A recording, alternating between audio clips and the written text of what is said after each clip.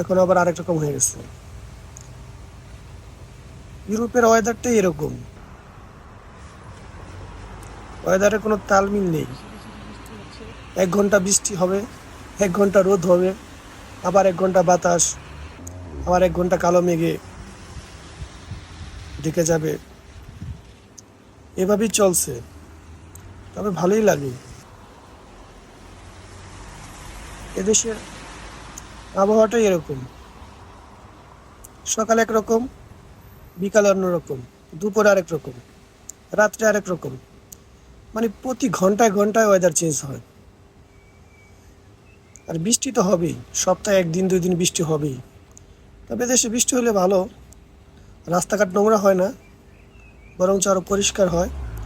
কারণ এদেশে বৃষ্টি হলে পানি রাস্তায় জমে থাকে না, আর রাস্তাঘাট অনেক সুন্দর দেখায়।